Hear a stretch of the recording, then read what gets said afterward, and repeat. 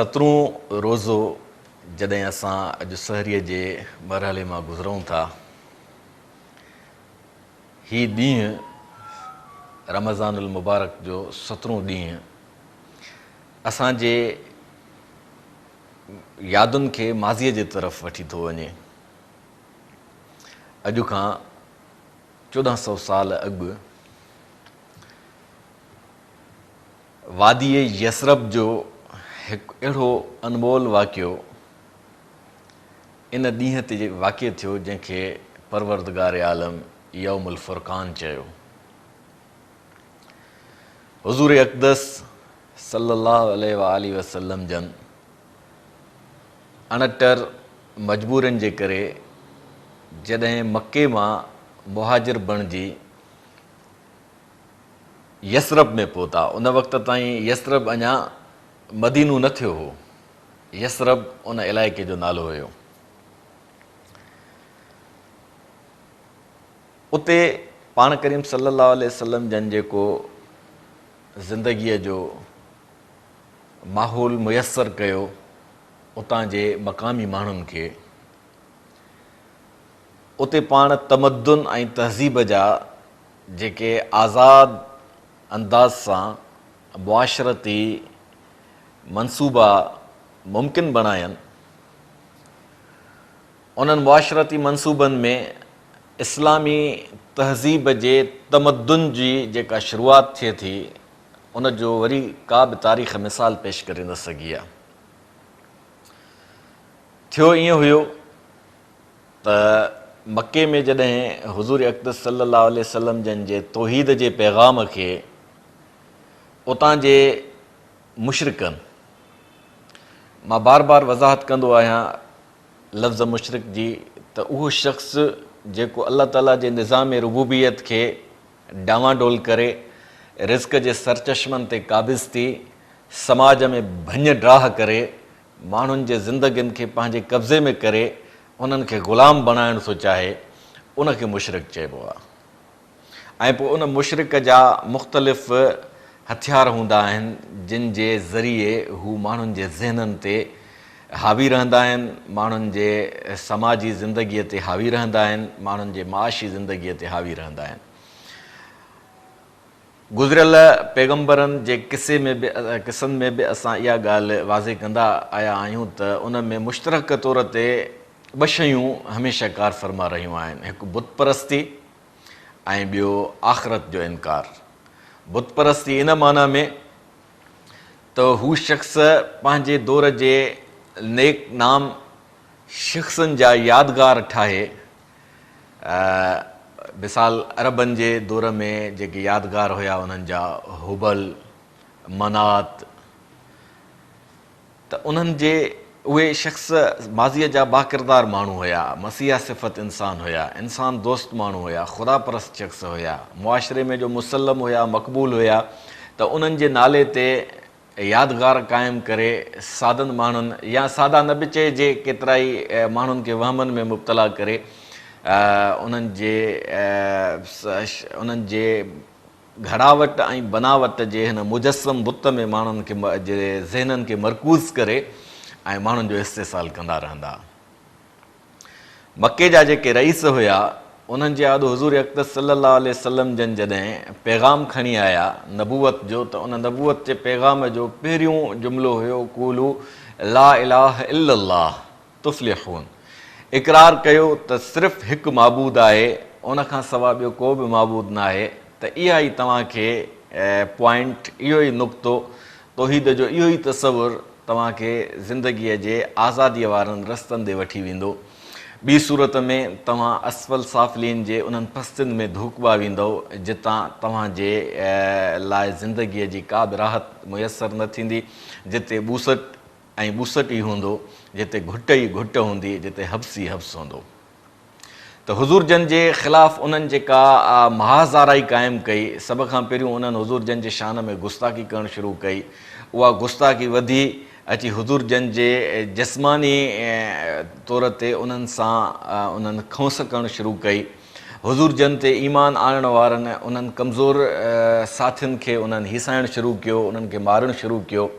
उन में खोड़ सातरा किस्सा तव्हां असांजे यादो मशहूरु आहिनि। उन में ख़ासि तौर ते हज़रत बिलाल हबशी रज़ी अलाह ताला अन जो जेको वाक़ियो आहे उनखे ततल वारीअ ते सुम्हारे ऐं उनजे पुठाड़नि ते मणे वज़न जा पथर रखी उनखे ईज़ा ॾींदा, सिर्फ़ु इन जे करे जो ग़रीब हुयो ऐं हुज़ूर जन खे तस्लीम कंदो हो ऐं उहे हुननि खे ग़रीब माण्हूअ खे हू ग़ुलाम सम्झंदा। जंहिं शख़्स वटि ज़िंदगीअ जा ज़रिया न हूंदा उनखे हू पंहिंजो ग़ुलाम तसवुरु कंदा। त इहे शयूं जॾहिं हुननि जी हथ खौंस वधंदी वई ऐं इन हद ताईं जो हुज़ूर जन काबतुल्लाह में अची नमाज़ में जो क़याम फ़रमाईंदा त उन शरारती माण्हुनि खे हुशी ॾेई ऐं उन्हनि खे कपिड़ा ॾेई रसा ॾेई ऐं हुज़ूर जन जे गर्दन मुबारकनि में विझी ऐं उन्हनि खे घेलण जी गुस्ताखीअ जी हद ताईं लही आया। हुज़ूर जन खे हिजरत जे लाइ हुकुम थियो, पंहिंजा साथी उन्हनि आहिस्तगीअ सां रवाना करणु शुरू कया यसरब जे तरफ़। यसरब मके खां काफ़ी फ़ासिले ते हुयो, कुझु 100 किलोमीटर आहिनि जिन जे फ़ासिले ते आहे। ओॾां रवाना थियणु शुरू थिया। पाण करीम सल्लल्लाहु अलैहि वसल्लम जन जो बेज़ाते ख़ुदि हिजरत जो संभाउ करे ओॾे वञणु थियो। पाण जॾहिं उते पहुता त उते यसरब में जेके माण्हू आबाद हुया उहे ॿिनि क़िस्मनि जा हुया। हिकिड़ा हुया जेके ज़राअत सां तालुक़ु रखंदा हुआ, पोखी कंदा हुआ, ज़मीन खेड़ींदा हुआ ऐं बाग़ात जो कमु कंदा हुआ, खजुनि जो बाग़ या ॿियो बि जेके बि मेवात उते उन पहाड़ी सरज़मीन में मुमकिन हुया थींदा उहे उपाईंदा हुआ। ऐं ॿिया शख़्स हुया जेके उतां जा सरमाएदार हुया, माना मंडी उन्हनि जे कब्ज़े में हुई ऐं मार्केट उन्हनि जे कब्ज़े में हुया, दुकान उन्हनि जा हुया, इन्वेस्टमेंट उन्हनि जी हूंदी, उहे हुया यहूदी। यहूदी सरमायाकारी कंदा हुआ ऐं जेके ॿिया शाम मुल्क मां मुख़्तलिफ़ माण्हू जेके अची उते आबाद थिया हुया उन्हनि मुख़्तलिफ़ माण्हुनि जी आबादीअ में जेके शख़्स हुया उहे यमन मां बनु कहतान कबीले जा हुया। बनु कहतान कबीले मां जेके शख़्स उते अची आबाद थिया उहे तिजारत जो कमु कंदा। तिजारत जे कम में उन्हनि खे पंहिंजी जेका पोख कंदा उन पोख जो सिलो जेको मिलंदो उन मां हू गुज़र सफ़र कंदा। त हुज़ूर सल्लल्लाहु अलैहि वसल्लम जन जॾहिं मके खां मदीने तरफ़ हिजरत करे आया त उन हिजरत जे दौरान उन्हनि शख़्सनि मां बनु ख़ज़रज जा जेके बि शख़्स हुया उन्हनि हुज़ूर सल्लल्लाहु अलैहि वसल्लम जन जी आज्ञा कई। आज्ञा करे ऐं पाण करीम सल्लल्लाहु अलैहि वसल्लम जन जे पैगाम खे उन्हनि अखियुनि ते रखियो। सैल इरम हिकु मशहूरु ॿोॾ हुई, उहा ॿोॾ आई हुई, उन ॿोॾ जे करे उहे शख़्स उतां मुंतक़िल थी अची आबाद थिया हुया यसरब में। यसरब में आबाद थी उन्हनि पंहिंजी हिकिड़ी जेका उते सोसाइटी अॾी हुई उन सोसाइटीअ में उन्हनि शख़्सनि खे ज़िंदगीअ जा रोज़गार जा मौक़ा मुयसरु थिया। यहूदी जेके हुया बनु ख़ज़रज ऐं बनु औस, बनु कैनका, बनु कुरैज़ा ऐं बनु नुज़ैर, इहे हुननि जा ख़ानदान हुया। यहूदियुनि जी नफ़्सियात इहा हुई त हाणे जेको आख़िरी नबी अचिणो आहे उहो आख़िरी नबी असां मंझां हूंदो, याने बनु इसराईल मां हूंदो, उहो यहूदी हूंदो। पर जॾहिं हुज़ूर सल्लल्लाहु अलैहि वसल्लम जन पंहिंजे नबूअत जो इज़हार फ़रमायो त हुननि ॾिठो त हीउ शख़्स जेको हज़रत ईसा अलैहिस्सलाम खे बि अहमियत थो ॾिए ऐं हज़रत ईसा जे अज़मत जो इनकार नथो करे ऐं बनी इसराईल जे सिलसिले जे बि समूरनि नबीअनि जो इनकार नथो करे, त उनखे उन्हनि शक जी नज़र सां ॾिसणु शुरू कयो। उन्हनि खे इहो ख़्वाबु हुयो त असां मंझां आख़िरी नबी ईंदो जेको अची नबूअत जे सिलसिले खे जे लाइ ख़ातम बणिबो, आख़िरी मोहर बणिबो। पर हुज़ूर सल्लल्लाहु अलैहि वसल्लम जन जॾहिं बनु इस्माईल मंझां उते तशरीफ़ फरमा थिया ऐं ऐलान थियो त उन्हनि शख़्सनि खे पंहिंजा ख़्वाब चिकना चूर थींदे नज़र आया, जंहिंजे करे उन्हनि शख़्सनि जे दिलि में हिकिड़े क़िस्म जो बुग़्ज़ ऐं ॿियाई घर करे वेही रही। वक़्फ़ो।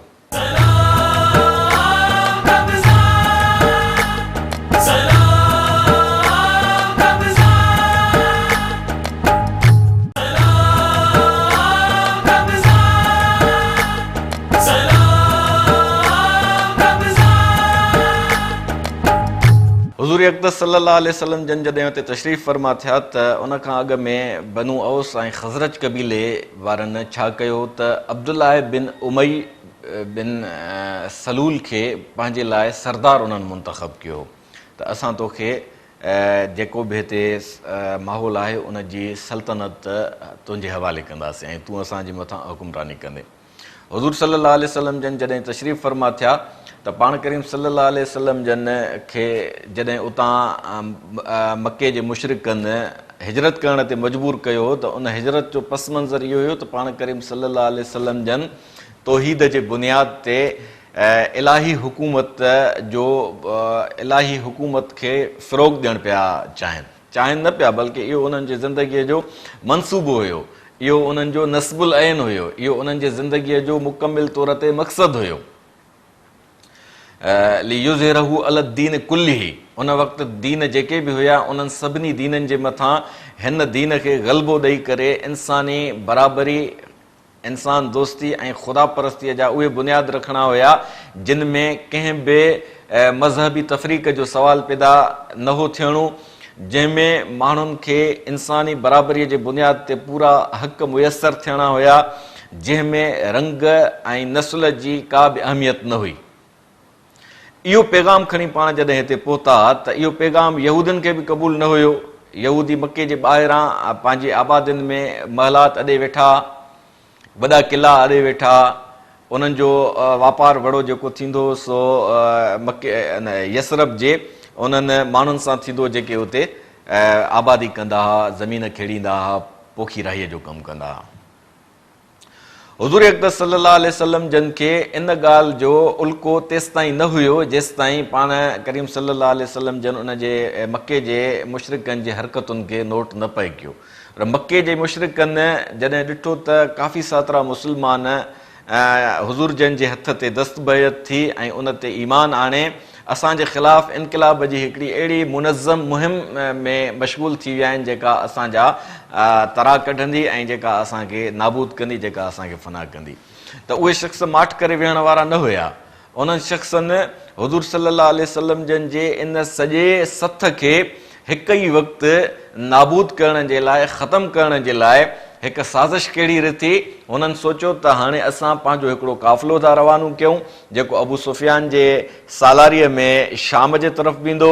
उते उन्हनि सभिनी खां जेके बि क़ाफ़िले में इन्वेस्टर हुया उन्हनि सभिनी तय कयो त असां जेको बि हिन तिजारती क़ाफ़िले में जेको उन वक़्तु वियो पए हुज़ूर जन जे हिजरत खां पोइ जेका बि इन्वेस्टमेंट कयूं था उनजो जेको बि मुनाफ़ो थींदो उहो असां मुस्लमाननि जे लश्कर कुशीअ जे लाइ ऐं मुस्लमाननि खे ख़तमु करण जे लाइ सर्फ़ कंदासीं। इन ते जॾहिं उन्हनि मुआदो कयो उहे शख़्स रवाना थी विया शाम जे तरफ़ रवाना थियण खां पोइ इहे उन्हनि जूं ख़बरूं हुज़ूर सल्लल्लाहु अलैहि वसल्लम जन ताईं पहुतियूं अची। होॾां जेके मुशरिक हुया उहे माठ करे न वेठा। उन्हनि छा कयो जो अब्दुल्लाह बिन उमई बिन सलूल खे उन्हनि हिकिड़ो ख़त लिखियो त तव्हां असांजे माण्हूअ खे, छो त अब्दुल्लाह बिन उमैया खे उन्हनि शख़्सनि पंहिंजो सरदार तस्लीम कयो, हुननि सरदार सां मुखातिब थियणु मुनासिब सम्झो। अन बज़ाहिर ईमान त आंदो पर उन जे अंदर में अब्दुल्लाह बिन उबई बिन सलूल उन जे अंदर में ॿियाई हुई त मुंहिंजे सल्तनत जा जेके ख़्वाब आहिनि उहे पैगम्बर जे इनक़िलाब जे करे चिकनाचूर थी वेंदा, मुंहिंजी ज़ाती सरदारीअ जो को वजूद कोन रहंदो। इन जे करे मके जे रईसनि बि इहा ताड़ रखी ऐं उन खे मुखातिब थी लिखियनि त तव्हां असांजे माण्हुनि खे पनाह ॾिनी आहे जेके हितां मफ़रूर थी आया आहिनि। उन्हनि शख़्सनि खे या त इते ई ख़तमु करे छॾियो या त उन्हनि जे ख़िलाफ़ु मुहिम हलाइण में तव्हां असांजा मददगार बणिजो। अब्दुल्लाह बिन उमैया पंहिंजे तौर ते जेका बि कोशिशि कई हुज़ूर जन जे शान में गुस्ताखी करे उन्हनि खे माज़ अल्लाह माराइण जी, उन में हू नाकाम थी वियो। माण्हुनि खे फेराइण जी कोशिशि कई, उन में बि हू नाकाम थी वियो। पोइ हुन शख़्स मके जे उन्हनि रईसनि सां उन्हनि भोतारनि सां पंहिंजी हिकिड़ी लिंक जोड़े छॾी त तव्हां हिननि जे ख़िलाफ़ु जेका बि मुहिम हलाईंदो उन मुहिम जो मां तव्हां सां ग़ैर मशरूत हिसो रहंदो ईंदुसि। पैगंबर इस्लाम सल्लल्लाहु अलैहि वसल्लम जन खे इन्हनि सभिनी ॻाल्हियुनि जी खुड़क पवंदी पई आई, छो त पाण करीम सल्लल्लाहु अलैहि वसल्लम बेहैसियत नबीअ जे, बेहैसियत रसूल जे, बेहैसियत हिकु सुपह सालार जे, बेहैसियत हिकु जनरल जे ऐं बेहैसियत हिकु बेदार मग़ज़ ऐं रोशन दिमाग़ जी शख़्सियत सां सरशार हुजण जे उन्हनि हर शइ ते नज़र पए रखी। होॾां मके मां कुझु शख़्स काफ़िलनि जी सूरत में ईंदा वेंदा रहिया मदीने ऐं मुस्लमान बि ओॾे पंहिंजो सिलसिलो हलाईंदा रहिया, त उन्हनि शख़्सनि खे विच ते मुस्लमाननि सां मुशरिक खोसण लॻा, छो त उन्हनि खे दौलत जे फिरावानीअ जे करे मॻी हुई। दौलत जी फिरावानी मूं हिकिड़ो अर्ज़ु कयो त अनकान ज़ा माल व बनीन, जेको माण्हू मालदार ऐं लश्कर वारो या औलाद वारो हूंदो आहे त उनजी नफ़्सियात में मॻी कुझु सर्फ़ हूंदी आहे, जंहिंजे करे उहो ग़रीबनि ते ऐं नादारनि ते हला करण में कीबाईंदो न आहे। त उन्हनि शख़्सनि खे नज़र में रखंदे हुज़ूर सल्लल्लाहु अलैहि वसल्लम जन पंहिंजो हिकिड़ो 12 शख़्सनि जो काफ़िलो मके रवानो कयो त तव्हां वञी उतां ख़बरचार वठी अचो त हुननि जूं जेके हरकतूं आहिनि, एक्टिविटीज़ आहिनि, उहे कहिड़े तौर ते किथे वञी बीठियूं आहिनि। उहे शख़्स उते पहुता त उन जो रस्ते में कुरैश जे काफ़िले सां टकराउ थी पियो। टकराउ जो थी पियो त उन में हिकिड़ो शख़्स हुयो उन्हनि जो मके जे रईसनि जो, उहो शख़्स क़तल थी वियो। उन जे क़तल थियण जे करे मके जे मुशरिकनि खे बहानो मिली वियो मुस्लमाननि ते हला करण जो, त हुननि उन तरीक़े सां तयारी करणु शुरू कई त हाणे असांजो माण्हू जेको हिननि मारियो आहे उन जे पलांद जे लाइ असां मुस्लमाननि ते ज़रूरु हमिलो कंदासीं। हुज़ूर जन जी नफ़्सियात में का बि अहिड़े क़िस्म जी ॻाल्हि न आई हुई त असां को हुननि जे ख़िलाफ़ु मुहिम हलायूं ऐं असां हुननि जे लाइ को अहिड़ो मुसलह इंतज़ाम कयूं जंहिंजे ज़रिए जंग छिड़े। हुज़ूर जन पुरअमन इंसान हुया ऐं अमुन खे ई फ़िरोग़ ॾियणु पिया चाहिनि, पूरे अमुन सां ई पंहिंजे धरतीअ खे आज़ादी ॾियारे ऐं उन में ख़ुशहालीअ जा बुनियाद रखी हर माण्हूअ खे आज़ादीअ सां जीअण जो हक़ु मुयसर करण जी नबवी जदोजहद में मसरूफ़ हुया। त हुननि शख़्सनि जे अंदर में जेका आड़ा ॿरिया पए उन्हनि खे माठ करे विहणु न पए आयो। हेॾां हुननि जो जेको काफ़िलो रवानो थी चुको हो, शाम खां वापसि आयो पए मके, त उन्हनि खे यसरब मां बहर सूरत गुज़रणो हुयो। यसरब खे अॻिते हली नालो अल मदीनतुल मुनव्वरा जो हुज़ूर अक़दस सल्लल्लाहु अलैहि वसल्लम जन पंहिंजे निस्बत सां ॾिनो, जंहिंजे करे यसरब मदीनो बणिजी वियो। तेसि ताईं अञा बहरहाल उहो यसरब बि हुयो। इन कुंतुम आमनतुम बिल्लाहि वमा अंज़लना अला अब्दिना यौमल फुरकान यौमल तकल जमआन। हाणे उहो माहौल ठहंदो पियो अचे जंहिं माहौल में हुज़ूर अक़दस सल्लल्लाहु अलैहि वसल्लम जन खे मजबूर कयो हुननि शख़्सनि खोसी माण्हुनि जे तवसुत सां बकवास करे ऐं अजीबो ग़रीब क़िस्म जी प्रोपेगंडा करे, अजीबो ग़रीब क़िस्म जा इल्ज़ाम मड़ींदे मुस्लमाननि खे उन्हनि बरंगेख़्तो कयो, उभारियो पए त असां तव्हांखे न छॾींदासीं। अहिड़े क़िस्म जी नफ़्सियाती जंग जा जेके हरबा थींदा आहिनि उहे उन्हनि हलाइणु शुरू कया। होॾां जेको काफ़िलो आयो पए हुज़ूर सल्लल्लाहु अलैहि वसल्लम जन खे ताड़े वरितो त ही शख़्स जेके मुसल्लह थी ऐं मुनज़्ज़म तरीक़े सां मुनाफ़ो कमाए आया आहिनि, उन मुनाफ़े जो सॼो शरह हे समूरा जेके कमायल पैसा आहिनि असांजे तबाहीअ जे लाइ ऐं असां खां असांजी धरती खसण जे लाइ, असां खां असांजी आज़ादी खसण जे लाइ इस्तेमालु कंदा, त उन्हनि जी उहा दौलत मौत हुई, ज़िंदगी खसण जो हिकिड़ो ज़हर हुई। उहो ज़हर ज़ाहिरी ॻाल्हि आहे ख़तमु करण जे इंसानी भलाईअ जे लाइ तमामु ज़रूरी हुयो। आज़ादीअ खे जेका शइ ख़तमु करे, आज़ादीअ जी जा जेका शइ बुनियाद उखाड़े, त उन शइ खे इन खां अॻु जो आज़ादीअ ते असर अंदाज़ थिए उनखे नाबूद करण जे लाइ उन दौर जो पंहिंजी क़ौम जो सुपह सालार यकीनन सोचींदो। त यौमुल फुरकान अचणो हुयो, माना मुकमिल तौर ते बाक़ाइदा मुनज़म तरीक़े सां हक़ ऐं बातिल, कूड़ ऐं सच, नाहक़, कमज़ोर ऐं ॾाढे जे विच में हिकिड़ो फ़ासिलो क़ाइमु थियणो हुयो, मुकमिल तौर ते फ़र्क़ु वाज़े थियणो हुयो। त हुज़ूर सल्लल्लाहु अलैहि वसल्लम जन इन्हनि सभिनी ॻाल्हियुनि खे मद्देनज़र रखी पंहिंजे साथियुनि सां मुशावरत फरमाई। इज़ अंतुम बिल उदवत दुनिया वहुम बिल उदवतिल कुस्वा वर्रकबु अस्फल मिनकुम वलो तवाअतुम लख्तलफ्तुम फिल मियाद वला किल्ली यक्ज़ी अल्लाहु अमरन कान मफ़ऊला लियहलिक मन हलक अम बय्यिनतिन व यहया मन हय्य अम बय्यिनतिन व इन्नल्लाह लसमीउन अलीम। हुज़ूर सल्लल्लाहु अलैहि वसल्लम जन खे जॾहिं हुननि जे इन काफ़िले जे वापसीअ जी परोड़ पई ऐं पाण करीम सल्लल्लाहु अलैहि वसल्लम जन पंहिंजा कुझु शख़्स मुख़बिर तौर ते मोकिलिया त तव्हां ख़बरचार लही अचो त उन्हनि जे काफ़िले जो रुख़ कहिड़े तरफ़ खां आहे। अबू सुफ़ियान मके जे सरदारनि मां हिकिड़ो अहम सरदार हुयो, जेको तिजारती काफ़िलनि जो अक्सर सालार हूंदो। पैगंबर इस्लाम सल्लल्लाहु अलैहि वसल्लम जन उन खे पंहिंजी नज़र में रखण जे लाइ पंहिंजा होॾे मुख़बिर मोकिलिया। वक़फ़ो।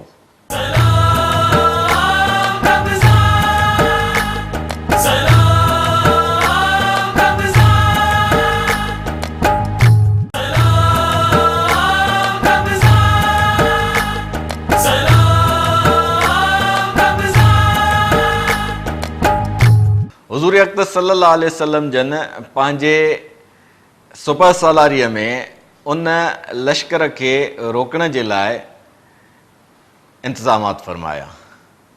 होॾां अबू सुफ़ियान खे जॾहिं इन ॻाल्हि जी खुरक पई त यसरब जा मुस्लमान हुज़ूर जन जे सुबह सालारीअ में असां सां महादो अटकाईंदा त हुन शख़्स पंहिंजे काफ़िले खे बचाइण जे लाइ यकदम मके जे तरफ़ पंहिंजो हिकिड़ो पैगाम मोकिलियो त तव्हां मुंहिंजे काफ़िले खे बचाइण जे लाइ मुसल्ह माण्हुनि जो हिकिड़ो पूरो जथो मोकिलियो। मके जे रईसनि पंहिंजे क़यादत में उहो जथो साण खयो ऐं पाण सभु रवाना थिया। अबू सुफ़ियान जॾहिं ताड़े वरितो, छो त मुख़बिरीअ जे लाइ जॾहिं उहे शख़्स हुज़ूर जन जा एलची उतां गुज़रिया त यसरब जे भरिसां यसरब ऐं जे मके जे विच ते तक़रीबन 80 मीलनि जे फ़ासिले ते बदर नाले हिकिड़ो माॻ हुयो, हिकिड़ो खूह हुयो। उहो बदर हिकिड़ो को शख़्स गुज़री चुको हो जंहिंसां उहो मनसूब हुयो। उते अची हुज़ूर जन जा साथी जॾहिं मुनज़म तरीक़े सां पंहिंजो इंतज़ाम पिया कनि दिफ़ाई अंदाज़ में, त ही शख़्स जेके असांजे मौत जो सामान खणी था अचनि उन्हनि खां उन्हनि जे पंहिंजे मौत जो सामान खसे, जियो ऐं जीअण जो जे उसूलनि जा असां अलमबरदार साबित थियूं। बहरहाल उते जॾहिं पहुता त अबू सुफ़ियान राति जे पहर में उतां निकितो इहा ख़बर वठण जे लाइ त मुस्लमाननि जी जेके असांजे मथां हला करण जो प्रोग्राम रथे चुका आहिनि उन्हनि जी छा, उन्हनि जो इरादो छा आहे। त उते हुनखे ॿियो कुझु हथु कोन आयो त उठ जेके मुस्लमान जिन ते चढ़ी आया उन जी लिद उनखे हथु आई। हाणे उहो माण्हू जेको हुयो उहो जंगी माहिर बि हुयो ऐं बयाबाननि सहराउनि ऐं रेगिस्ताननि जो मुसाफ़िर बि रही चुको हो, त उनखे अंदाज़ो हो त शयुनि जी खे कीअं जाचिजे। हुन लिद खे मरोड़ियो, लिद मां अंदरां जेके शयूं निकितियूं उहे खोखड़ियूं हुयूं। खोखड़ियूं हुन वरी उहे चिथे ऐं कुटे उन मां ख़ुशबू सिंघी त हुन जे हवासनि खे अंदाज़ो थी वियो त हीअ खोखड़ियूं मदीने जे खारकुनि जूं खोखड़ियूं आहिनि। इन मां हुनखे पक थी त मुस्लमान जिन जे ख़िलाफ़ असां मुनज़म तरीक़े सां काह जो बंदोबस्तु कयो आहे उहे असांजे ख़िलाफ़ मुनज़म थियण शुरू थी विया आहिनि। हुज़ूर अक़दस सल्लल्लाहु अलैहि वसल्लम जन पंहिंजे सहाबा किराम खे घुरायो ऐं उन्हनि सां मशवरो फरमायूं। सहाबा किराम सभिनी किन इन इहा राय ॾिनी त मदीने में रही मके यसरब में रही करे उन्हनि जे मुहासिरे खे मुंहुं ॾिजे ऐं हिते जॾहिं असांजे मथां हला कनि त उन्हनि सां जेकॾहिं जंग जोटनि था त जंग जोटिजे। हिकिड़ा शख़्स हुया, साहबी सगुरा हुया, जिन मुशावरत में हुज़ूर जन खे इहो अर्ज़ु कयो त साईं, जेको अलाह ताला जो हुकुम थींदो उन हुकुम जे मुताबिक़ असां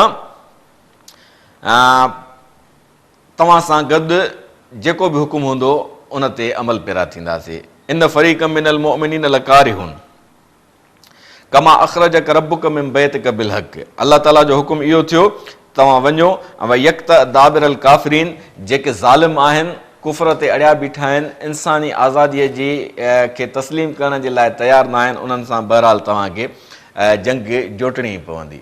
हुज़ूर जन पंहिंजो काफ़िलो वठी आया त हुज़ूर जन खां अॻु में हू शख़्स जेके मके जे रईसनि जे काफ़िले में हुज़ूर जन जा दुश्मन पहुची चुका हुआ, उन्हनि खे जेको बदर में माॻ हथु आयो पंहिंजे काफ़िले जे पड़ाव जे लाइ, त लॾो लाहिण जे लाइ, उन्हनि जी उहा ज़मीन जेका हुई सा हमवार हुई, हमवार हुई, मिटियाली ज़मीन हुई, ऐं उते उन्हनि शख़्सनि खे इत्मीनान थियो त असां पंहिंजे साज़ो सामान सां आराम सां हिते रही ऐं पंहिंजो कोस जानवरनि जो करे उन्हनि जो किंद पर भरो उछलाए छॾींदासीं, उन्हनि जी बूहे असां ते असर अंदाज़ न थींदी, पाणीअ जा ज़ख़ीरा हिते असां सां गॾु आहिनि, उहे असां तरीक़े सां सांढे रखंदासीं। होॾां मुस्लमान जेके हुया उन्हनि खां पोइ पहुता मुस्लमाननि जो लश्कर, जेको 313 फ़र्दनि ते मुश्तमिल हुयो। हू शख़्स जेके हुया 1000 जे लॻभॻि हुया। त मुस्लमाननि खे जेको साज़ो सामान हुयो कुल 60 उठ ऐं 2 घोड़ा हुया। काफ़िरनि वटि 700 उठ ऐं 300 घोड़ा हुया। उहे सभु हुननि अची पंहिंजा, ज़ाहिरी ॻाल्हि आहे हमवार मैदान में इहे सभु जानवर एॾा सारा 700 उठ ऐं 300 घोड़नि जे लाइ हमवार मैदान खपे। मुस्लमाननि खे कुल हुया 60 उठ ऐं 2 घोड़ा। उन्हनि खे मथां ई जाइ मिली, ऐं मथां ई जाइ में छा हुयो त बजरी हुई, पथरियूं हुयूं। कुदरत खे मुस्लमाननि जे लाइ मदद करण जो जेको अज़म हुयो, उन जे मुताबिक़ अलाह साईं फरमाए थो, इन इज़ अंतुम बिल उद्वत दुनिया वहुम बिल उद्वतिल कुस्वा वरकब अस्फल मिनकुम वलो तवाअतुम लख्तलफ्तुम फिल मियाद वलाकिन यक़ज़ी अल्लाह अमरन कान मफ़ऊला। त मूंखे जेको करणो आहे हाणे मां कंदुसि, ऐं तव्हांजे मदद जे लाइ मां ग़ैब मां सामान मुयसर कंदुसि। 17 रमज़ान जो रोज़ो जॾहिं थियो त ॾींहं जे पहर में उन्हनि शख़्सनि, ॿी हिजरी साल हुयो, माना हुज़ूर जन यसरफ में हिजरत करे आया, इहा उनखे अञा ॿियो साल हुयो। ॿिए साल में हिजरी साल हुज़ूर सल्लल्लाहु अलैहि वसल्लम जन पंहिंजी हिजरत सां शुरू कयो, चंड जे तारीख़ जे हिसाब सां। वमा रमईत इज़ रमईत वलाकिन अल्लाह रमा। जंग जो आगाज़ ईअं थियो त हुज़ूर जन खे अलाह ताला जो हुकुम थियो त पथरियूं, छो त पाण उते पथरियुनि जे मैदान में हुया, पथरियूं खणी उन्हनि जे तरफ़ उछलायो। उनखां अॻु में परवरदिगार हुननि जी जेका ग़ैबी मदद कई पंहिंजे आज़ादीअ जे अलमबरदार पैगंबर जे साथियुनि जी, उहा इहा हुई त मींहोगीअ जो माहौल थियो ऐं मींहुं वसणु शुरू थियो।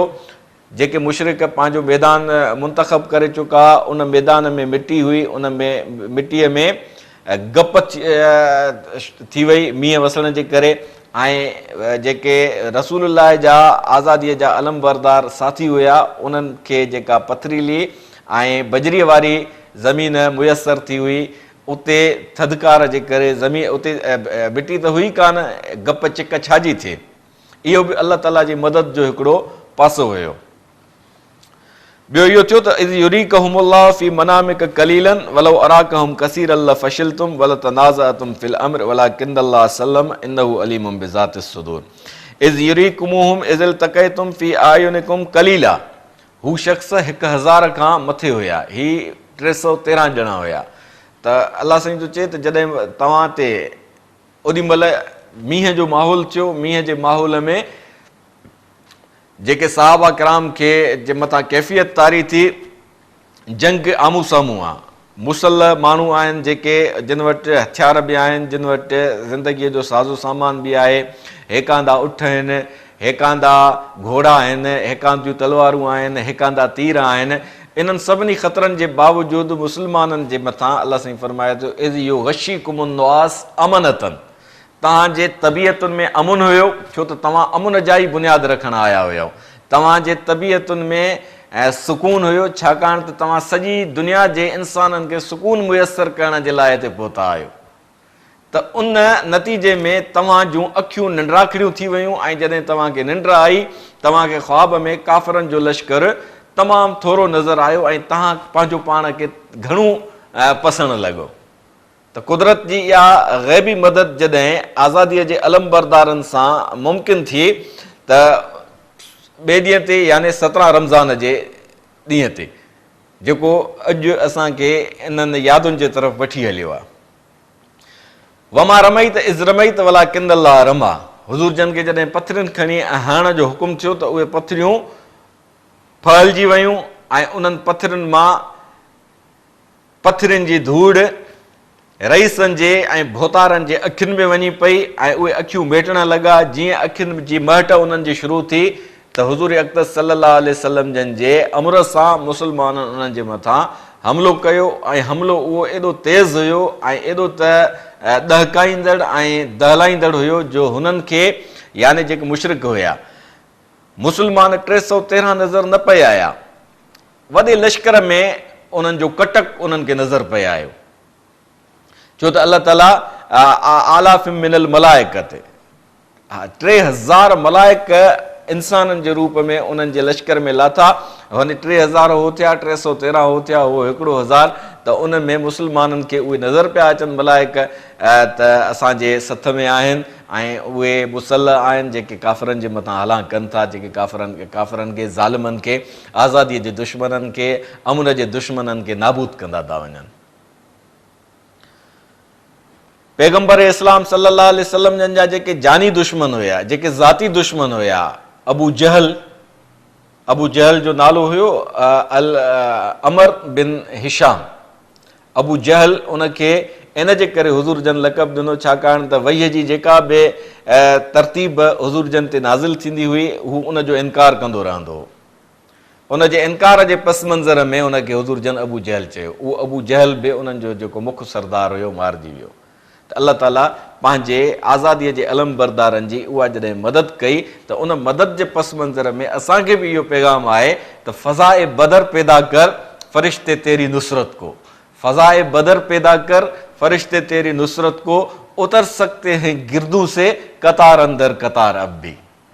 सलाम रमज़ान, सलाम रमज़ान, सलाम रमज़ान, सलाम रमज़ान। खणी आए वरी बरकतूं तमाम रमज़ान, खणी आए वरी बरकतूं तमाम रमज़ान। बिस्मिल्लाह तोखे सलाम